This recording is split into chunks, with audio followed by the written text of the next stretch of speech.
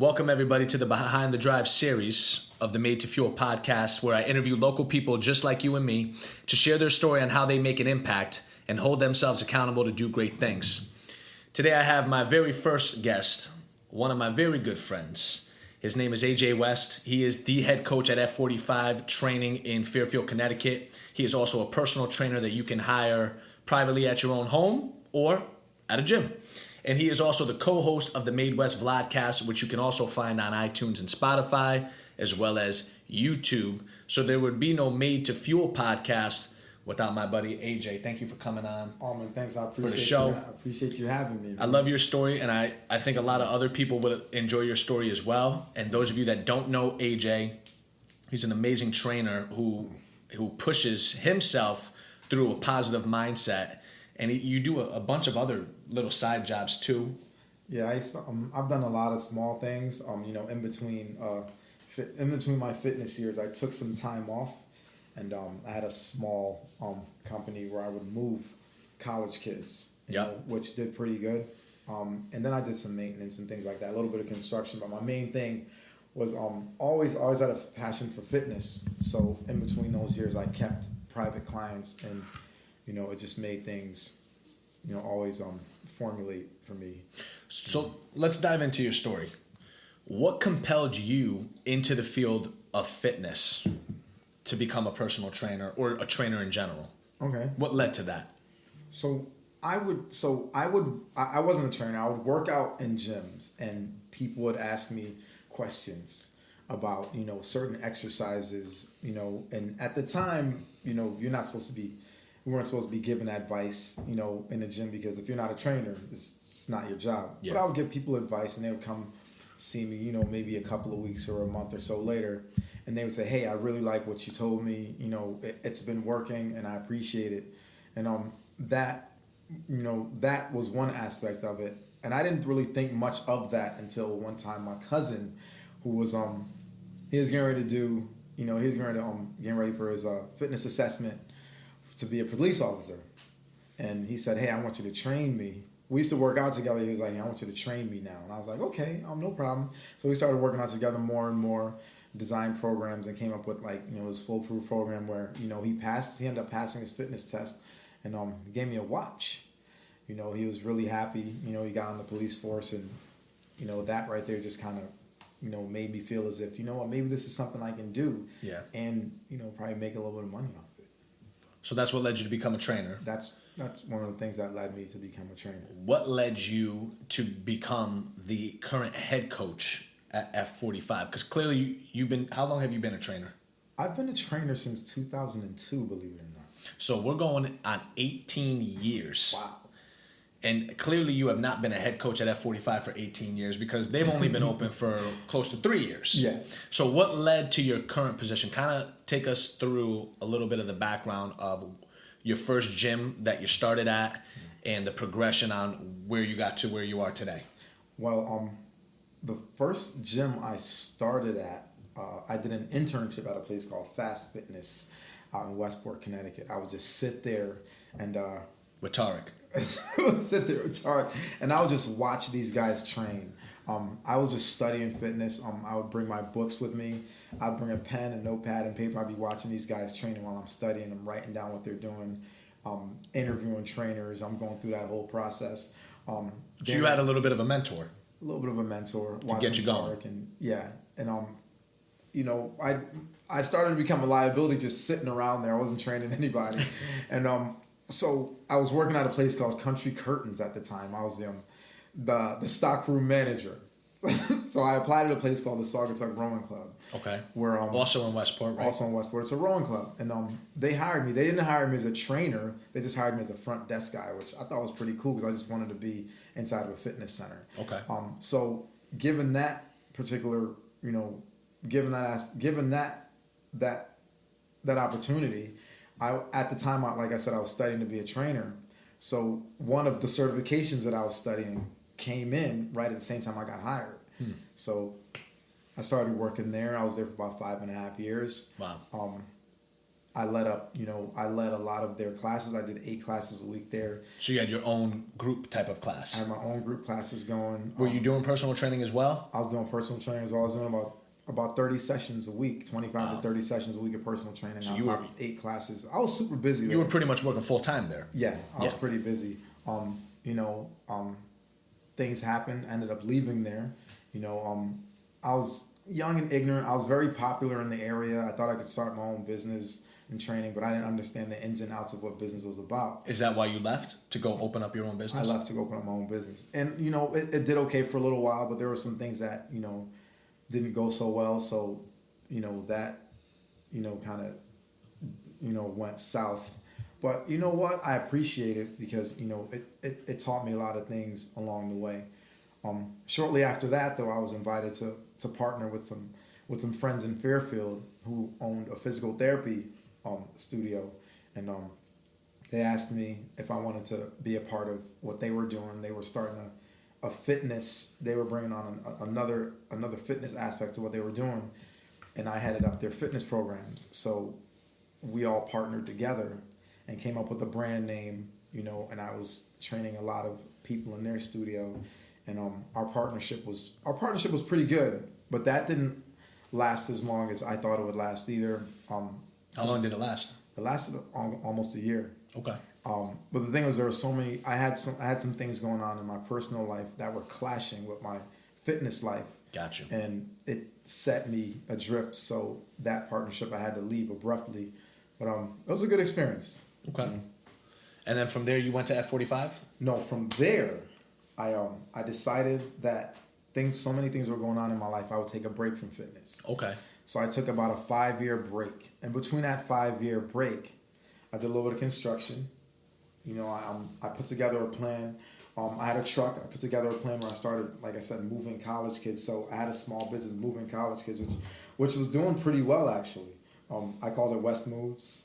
And, people liked it. That sounds good. People liked it. It was moving pretty quick. But it wasn't my passion. Yeah. I liked it lifting things, but it just wasn't my passion. So during that 5 years when you were doing your side job or your moving business, yeah. During that time, did that make you think about what you were passionate about? That also helped me. That helped me think about what I was passionate about. In between that time, I'd also left Connecticut. Okay. And I moved out to Florida. So I left Connecticut, nothing, just a truck and $100. I drove down to Florida one night. What made you take that risk? So I had some personal stuff going on. Hey, I'm not afraid to get deep here. So I had a lot of personal things going on in my life, and I decided, you know what, I just couldn't take it anymore. Yeah. So I just hopped in my truck one night, and I was like, I'm driving down to Florida. I just drove down to Florida. Almost for like a fresh start? Almost for a fresh start. I had a family member down there. I said, hey, I'm coming down. She was happy. She received me happily. There were so many things going on up here. Yeah. I just really couldn't focus. So I went down there. Within a couple of days, I had applied at a couple of grocery stores. I had applied at a fitness center to be a maintenance man because I knew, I'm pretty good. I'm pretty good with my hands. Yeah. So the grocery stores didn't call me back, but the fitness center did. So I went in there as a maintenance. He didn't hire me as a maintenance guy. He said, hey, listen, I got some counter hours. So I started working there at the front desk, and they started I started to help them build retention there, because I had some sales skills from when I went through fitness from here. Sure. And so I one day I taught a class there out of the blue. No one was around to teach a class, so I taught the class, and the class was like. What type of class was it? It was a HIIT class. Okay. And do you remember the name? No, it was just so the owner would teach a class on Friday mornings. Okay. And on Wednesday, he was saying he wasn't going to be there on Friday, and he was looking for a sub for the class, and no one was available. And I said to him, I would work out in the gym every now and then. I do a lot of different things. Yeah. And I said, hey, can I teach the class? Because he liked money, and he wanted the people to show up. Yeah, of so course. he was like, okay, I'm going to have you teach the class, but I'm not going to tell anybody who's teaching the class. Yeah. So here and yet, I'm in the class on Friday. I come up with this program. I'm in the class on Friday. People are walking in. They know me as like the front desk guy. Yeah. So like, AJ, what the hell are you doing? What are you doing here? So I start to teach the class, and like the people had so much fun. They were requesting the class more and more. No kidding. So that was almost like your breakthrough. That was almost like my breakthrough. That was one of the things that said, hey, you know what? This fitness thing, I really am digging this fitness thing again. So I taught that class. Right after that, the owner and I got really close. He invited me to a couple of really interesting events, and we talked a lot. He gave me the key to the gym, so I would be there all day long. Yeah. I go to the gym, I'll be there all day long, and then something funny happened. So I have a couple of kids. I have a son and a daughter. When I left them here. Some people may say, "Man, that kid's crazy," but no, this is what happened. I left them here, and I felt myself gaining notoriety down there, and I felt a boom. Yeah. And I said I couldn't stay here knowing that my kids were there in Connecticut, and I'm gaining some more. I'm gaining a reputation here. I'm obviously going to be making more money here. I can't be here, so I left. You went back to Connecticut. I just up and left. I came back to Connecticut. Man, things were tough at the beginning. They were tough. I mean, I couldn't find a job. I didn't want to apply at any gyms. I did a little bit of construction. So here's a funny story. I don't know if you ever heard of the Rivington in Danbury, Connecticut. So I did a little bit of work with a place called Sweeney Construction, excavation work. Mm-hmm. So after I laid some foundation at this place, left there after a little while. The very next year, I put my resume online, and someone calls me up and says, "Hey, I'd like to interview you for a fitness training position." So I take the drive out to Danbury. She gives me the address. I take the drive out to Danbury. Yeah. And where I drive out to and I meet this person, it's the same foundation that I laid. The same building where I laid the foundation was where I'm sitting in this building interviewing. Yeah. So we're talking. I didn't tell her the story. I didn't tell her that I was doing that, help lay the foundation to this building. So we're talking. So she hires me. So she was starting a company, and I was her lead trainer. So we helped build that program. I helped her build the program there. I was there for about a year, and things happened. So we had to close down, and then here I am back again, on that same path of like, okay, I got nothing to do. I'm doing odd jobs. I'm moving again, which is doing okay. Yeah. But for some reason, fitness just was where my heart was. Yeah. So I'm driving down the street, and at the time, this guy Donovan Green, Dr. Oz's trainer. I know Donovan Green. Yeah. He owned a place on Fair in Black Rock in Bridgeport. So I'm driving by one day, and I stop, and I walk in, and I go, "Hey man," I go, "Hey, how you doing?"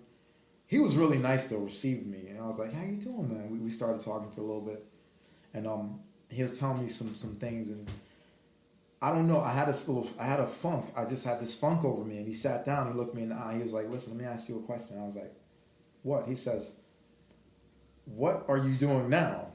I said, "I already told you what I'm doing now." He's like, No. What are you doing now to be a better you?" I was like, I didn't understand the question. Yeah. Then he said he walked me downstairs because he was working on a program for himself. He does a lot of online things. He was working on a program for himself. He said, "Look, this is what I'm doing to better myself. This is all fitness. I'm not doing anything else." He said, "What are you doing to better yourself?" And after he asked me that question, I realized that my passion was not anything else I was doing. No matter how good I was doing at one thing or another, fitness is where I needed to be. So I started focusing more on fitness, and that's where everything started to come together. I picked that one focus, and everything started to come together. I decided to apply to a lot of different places. Yeah. And it wasn't even to be a trainer because I was still a little apprehensive. My confidence was shot. Gotcha. That's what. Yeah, I'm catching that vibe. My you confidence fully confident. was shot. Yeah. So I would apply to places just so I could work out, just so I could be in the gym. Yeah. So what's funny is I end up teaching some classes down at a place called Gotta Move in Fairfield. Connecticut, with a guy named Gerardo Lambert, who's a really good friend of mine. Body Shop. How you doing, brother? And he's over at Equinox? He's over at Equinox. In Southport? In Southport. But he's doing a really good job. He's traveling. He's doing a lot of Nice. big things. So we did a class called Double Time. And during the time we did that class, I would notice that my energy would spark. Like, I would get this fire under me. And I would just like, I would want to do so much more. Yeah. But that's all I had was that. So one day I'm driving down the street, and there's a place off in the corner, off the side of the place called, you know where Bob's is on? Yep. So, little cycling place, I go there, and I sit down and talk to the owner about working at the front desk. They were like, with the skills that you have, why don't you teach spin? Yeah. I was like, it's not really what I want to do. So I started working on the spin certification, because remember, I just wanted to be in a gym. Sure. So I started working on the spin certification, and one day I take a walk down the down a little walkway there, and there's a little small gym called F45. Yeah. And here I am. I'm like, what does the F stand for? Functional. Here we go again. I go to the door. Young lady comes to the door. Rachel, by the way, comes to the door, and I say to her, I was like, I'm looking for a job, maybe at the front desk or whatever. She kind of looks at me like, what the hell does this guy want? Nah. She was like, I'm not really looking for trainers right now, but I'll take your information and we'll take it from there. Yeah.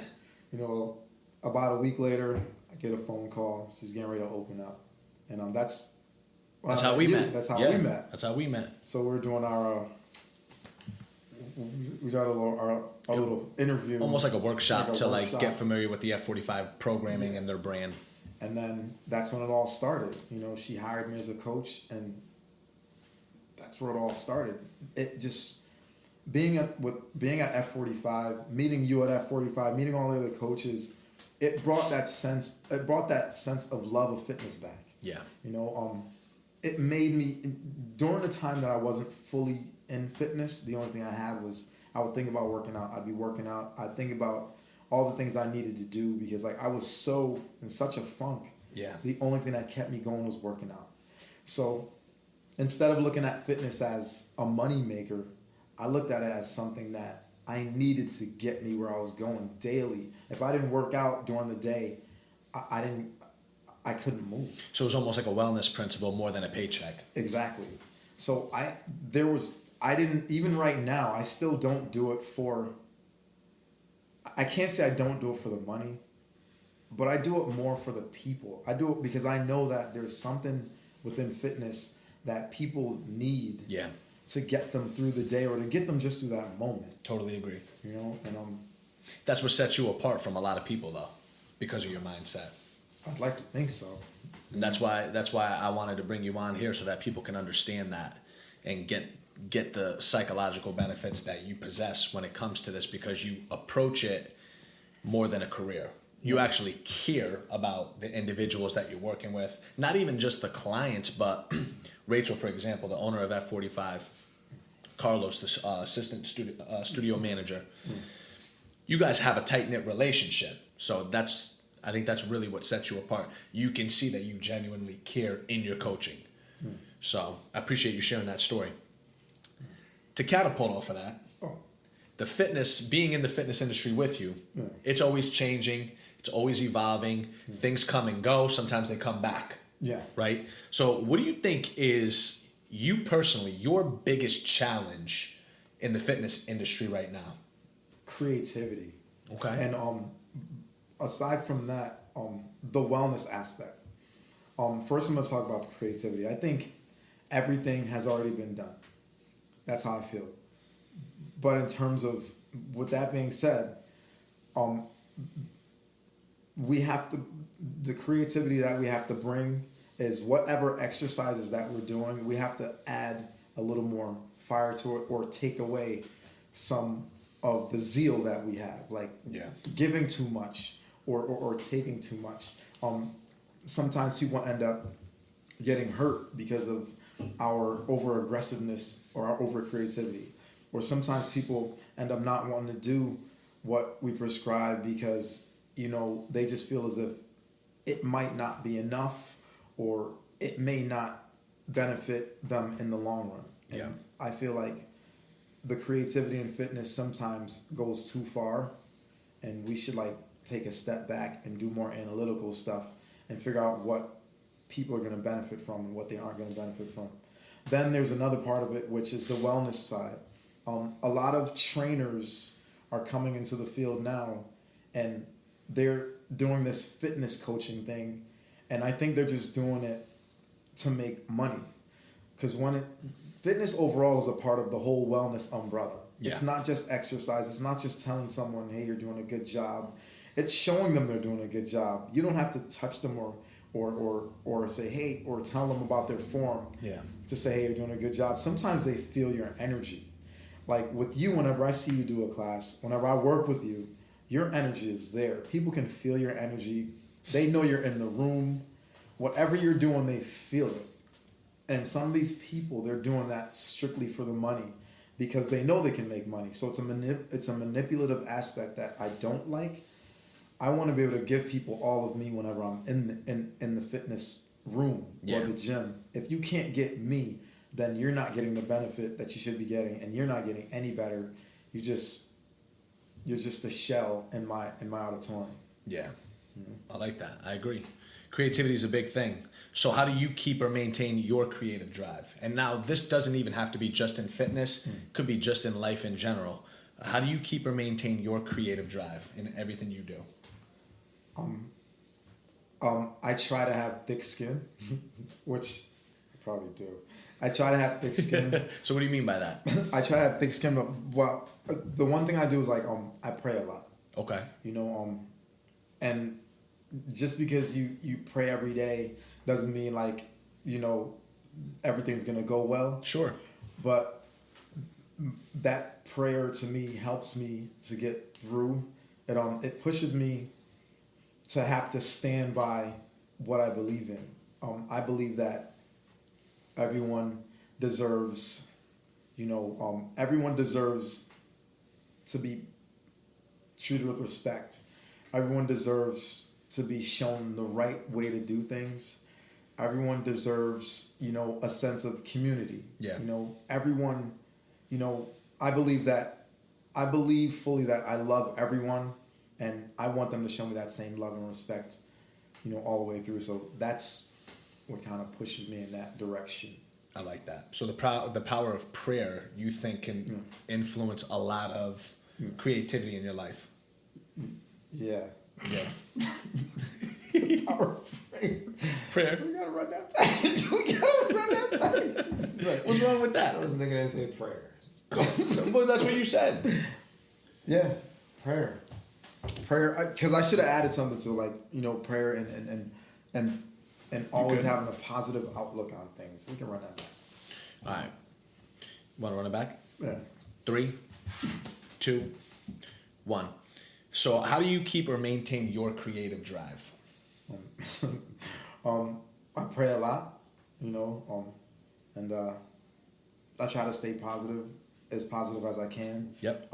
I try to give, as much respect to the people that I surround myself with that I would like in return. I try to make sure that whatever I do is if whatever I do is the right thing to do.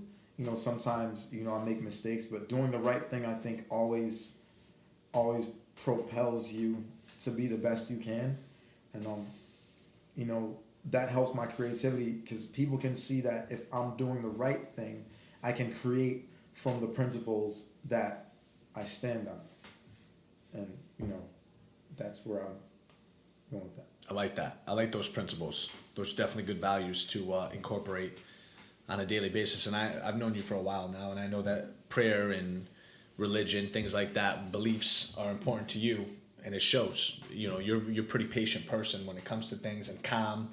You don't let little things faze you, and if you do, you don't do it in the public eye.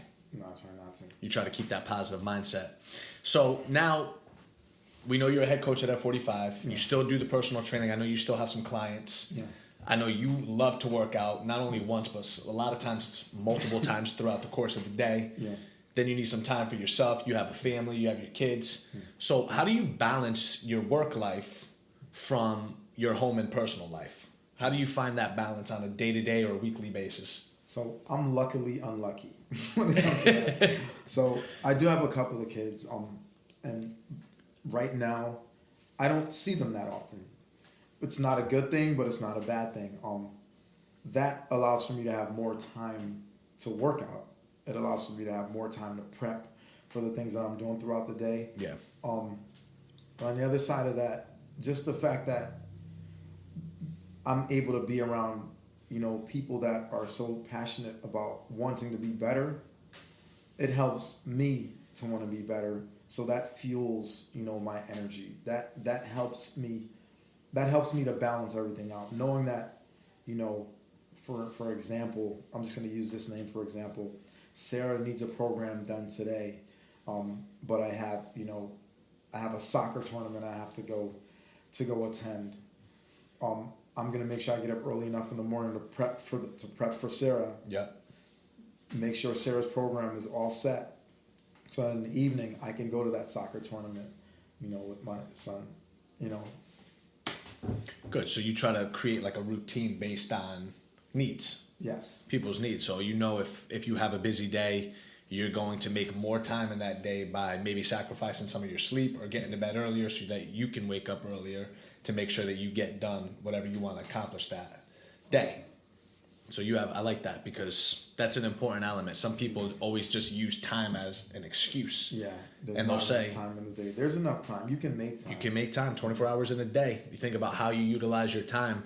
My biggest thing is I hate people that make the excuse when I ask them, why don't you work out as often? And they say, well, I don't have enough time. Or, they have kids too. But I just feel like it's a cop-out or an excuse. Like, there's ways that you can make more time. If I have a lot I want to do, I'm the same thing as you. I'll go to bed earlier, sacrifice a little bit of sleep that day, wake up earlier to get done what I need to get done, and then we pick it back up from there. Sure. So let's talk about decision-making. Because hearing your story, and I heard the real story. I know you're kind of breaking it down for time purposes, but there's a lot of decisions you had to make in your life to get you to where you are now. Yeah. How were you able to keep your feelings separate from your decision making? Because, like you said, you have kids, you had other people in your life, significant others, maybe family members, colleagues and coworkers. I know you opened up your own business with somebody before. There's a lot of people that were influenced in your life. How were you able to keep those feelings separate from decision making? This way you're making your own decisions. Oh, there's a lot of prayer. So it's more of I try not to make a decision based on emotion. That's a good answer. Growing up, I was a person with very high anxiety, very, very high. I think that's probably one of the reasons why I work out so much now. I'll work out 2 or 3 times in a day. Yeah. Because I need to tire myself out sometimes. So I try not to make any decisions based on an emotional feeling. I try to sit back as best as I can and analyze the situation, think about the consequence of the decision I'm going to make before I make that decision. Because sometimes you make a decision too quick and then everything goes downhill, whereas if you'd have just taken a few more moments to sit back and think about it, the decision would have been made sometimes for you. Yeah. You don't want to deal with regret. Regret. And a lot of regret is just like you said, thinking based on emotion. You get excited about something, you dive right in, but you didn't think about what can happen potentially based on that decision. Because what you do affects everyone around you. So it's always important to make sure that you think about the consequence first. And sometimes I miss that, but Oh yeah, of course. We're all human, Exactly. Was there a time that you messed up and felt like you failed? Yeah, every day. No. Can you think of a recent scenario where you feel like, all right, I might have messed this up, or, how did you bounce back from that setback? So I'm going to say this, and I hope no one chews my head off for this. So, the owner of the business went away for a few days, and when you opened up your own business? So the owner went away. The owner went away for a few days, and before she went away, she said, "Listen, I'm trusting you to do your job. Yeah. And I put you on schedule, to cover a couple of these days for me. Yep. And I'm really trusting you to do what needs to be done here. Not only am I counting on you, but members are counting on you. So, I went out one night and, I don't drink much. But that night... I think I was with you that night. That night something came over me and I drank a little more than I should. I got home a little later than I normally would have gotten home. And I wake up about 15 minutes before I'm supposed to be at the gym. Oh boy. Man, I rushed there. When I got there, I was a little discombobulated. I was all over the place, and members noticed, and and I thought I failed. I thought I let everybody down. Yeah. For a couple of days, I didn't want to look at anybody. I was walking with my head down. But then the owner and I sat and spoke about it, and after we sat and spoke about it, I came back to the realization of, what, we make mistakes. Of course. And she understood that, and I apologized to her. And also went on Instagram and posted something about that because I felt like it wasn't just me that makes mistakes, it's everybody. Of course. So I went and posted something about it on Instagram, and I thought it was important that everybody hear that. And whoever was there, I think, kind of noticed that. Yeah. And after that, I said I promise I'll do better. And right after that, I noticed that I started to coach a little bit harder, and I started to feel the members a little bit more, and I felt like I needed to do more for them, and I think that was a bounce back point for me. That's awesome. Yeah, that's good, because rather than dwell on it, you had that conversation with your boss, and that just led you to saying, you know what, like I have to kind of shift gears here, and not even like you felt like you had to make up for it, but it almost inspired you to say like, hey, like it was a minor setback, like let me really show these people like, hey, it was just one day. Like we all have our moments. Yeah. There's always going to be a time where you have one day that's just not as good as all the others. Yeah, I was like, listen, this is what's going to happen from it. I gotta give it. They gotta forget. I'm the same way. I remember, because I also still work at F45. I DJ every now and then on Saturdays, and I'll never forget one of the first times I was starting to DJ, and I was learning how to like set up the equipment with the wires and everything. Yeah. And it was when I finally bought my own equipment. It had to be like the third or fourth time I DJ'd. I bought the wrong cable. Oh, I think I remember that day. And the head of the cable where you're supposed to plug in was larger than it was supposed to be. I forget the type of cable that it was. And I was like so prepared for, like I put probably more time into it than I had to, because I felt like I had to prove myself because I'm not a DJ, and I was just trying to do it to be someone that they can rely on as well. And I missed it. I bought the wrong cable. I thought I had it all, and I couldn't DJ, and I felt so devastated that not only did I let down my boss, but I let down the members because they were looking forward to having like somebody there to really pump them up. And I couldn't do it. But that's what I like about you. That's what I like about the aspect of, that's what wellness is supposed to be. Like that's what it's supposed to be, I think. You feel that. Yeah. There's a feeling that comes with helping people. Like it's not about being, it's not, you're not bragging. No. Because you mean what you're doing. Exactly. You love what you do. You put your all into it and you feel it. It's hard not to feel it. Yeah, some people are just doing it to do it. And it's not the same. That bothers me. It's not the same. You're absolutely correct. I think that Monday was either Columbus Day or like Labor Day or something, and I was so torn. That was a Saturday, man. It was a Saturday, but the following Monday was a holiday. Yeah, and then you bounced right back. And I told her, I was like, listen, I will come on Monday. I came in for 5:30 a.m. class. You did all four classes. I did all four morning classes. 5:30 in the morning, 6:30 in the morning, 9:30 in the morning, 10:30 in the morning, or 8:30, 9:30, whatever it was. Then I came back that night to coach, because back then Mondays, so my whole day off, I just dedicated, and I told her, I don't want you to give me $1 for it. Because I just wanted to prove like, hey, I made a mistake. I learned from it. As soon as the store opened that Saturday morning, I went to go get the correct cable. I think I bought 2 of them to make sure, just in case. That was the Saturday. You came on that Monday and just like blew it out the water. Yeah. 4 straight classes. 4 straight classes. The best closer in the business. So I definitely can relate to you when it comes to when you feel like you might have made a mistake and let somebody down, that all you want to do is give back even more. Exactly. To make up, to be like, hey, like I know that I made a mistake, but that's not me. This is me. And then you go above and beyond. What do you think is something that people seem to misunderstand about you personally? I think I joke around a lot. So people don't really think I have a serious side. Mm-hmm. So I think that's probably something that people misunderstand about me. I do have a serious side. I do love to joke around because like that's just a part of my personality. But the other side is my serious side is really serious. I'm a heavy thinker. Yeah. So, I dive into certain books at certain times. And I don't mind sitting down and having a discussion about anything. If you ever feel inclined to come talk to me, I'm very open. I can talk to anyone about whatever he or she wants to talk about because, I like people. Yeah.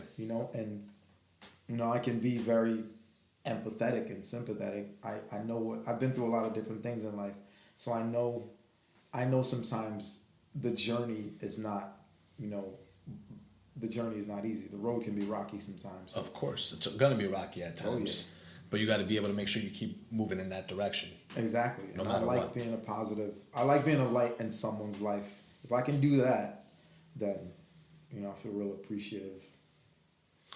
Would you do anything differently if you were given the opportunity? Sometimes I think like that, but that's regret. Yeah. And I don't have any regrets because like everything that I go through, I learned something from. Granted, I'm a slow learner. So am I. But, I learned that, whatever I go through, I'm supposed to go through because it pushes me to do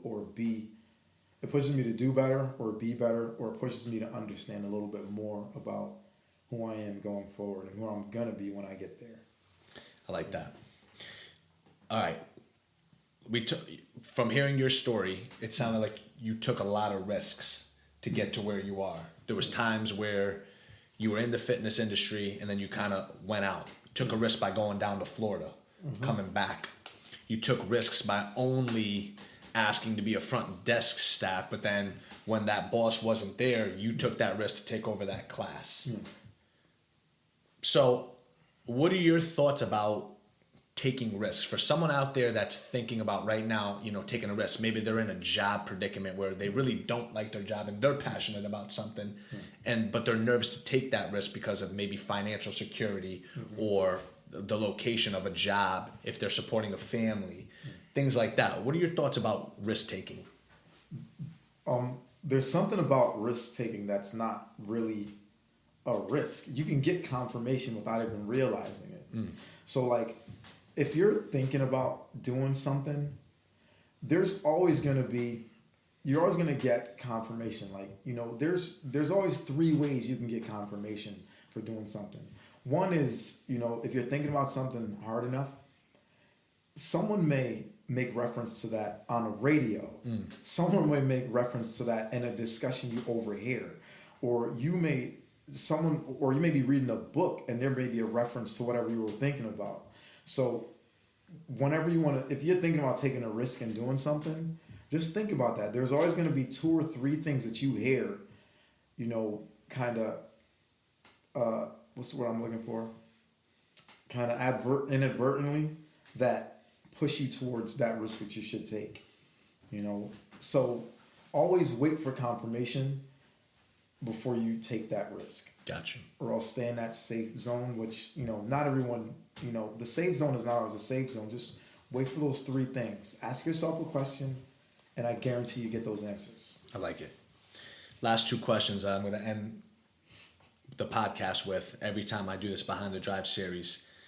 If you could turn back the time and talk to your 18-year-old self, you're getting ready to finish up high school, what would you tell him? I'd be like, hey Jay, you've missed some opportunities. You're getting ready to graduate. You're getting ready to go to community college.